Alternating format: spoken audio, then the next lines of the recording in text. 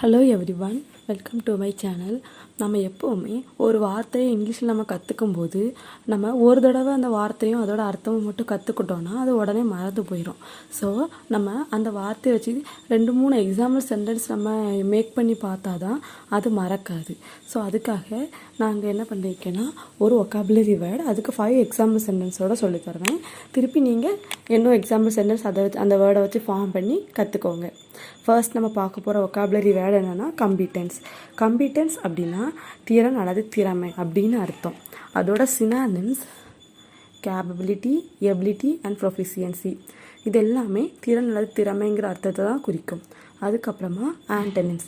Antonyms bluntness and dullness அப்படின்னா மழுங்கல் அல்லது மந்தம், திறமைக்கு ஆப்போசிட்டான அர்த்தத்தை தரும்.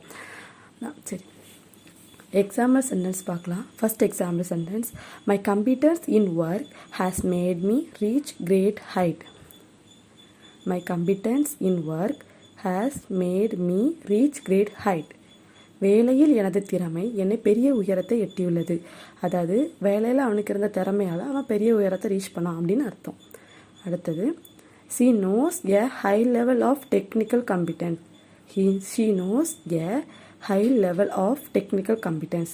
அவள் அதிக அளவிலான தொழில்நுட்ப திறனை காட்டுகிறாள். அதாவது அவள்கிட்ட அதிக லெவலில் தொழில்நுட்பத்தில் திறன் இருக்குது, அந்த திறமை இருக்குங்கிறத குறிக்குது. அடுத்தது, competence as a teacher is unquestionable.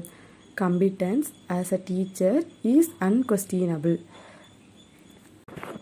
ஒரு ஆசிரியராக திறமை என்பது கேள்விக்கு இடமில்லாதது. அப்படின்னா அவர் ஒரு ஆசிரியர்களே ஒரு திறமையானவர் அப்படிங்கிறத எந்த ஒரு கொஸ்டினும் கேட்காம நம்ம சொல்லலாம். அந்த அளவுக்கு அவர் திறமையானவர் அப்படிங்கிறத குறிக்குது.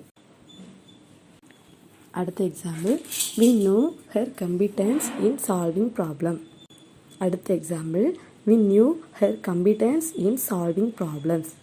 we knew her competence in solving problem. பிரச்சனைகளை தீர்ப்பதில் அவளது திறமை எங்களுக்கு தெரியும். அதாவது அந்த ப்ராப்ளம் சால்வ் பண்ணுறதுல ரொம்ப திறமையானவ அப்படிங்கிறது எங்களுக்கு தெரியும். அதான் இதோட அர்த்தம். அடுத்தது, training is a prerequisite for competence.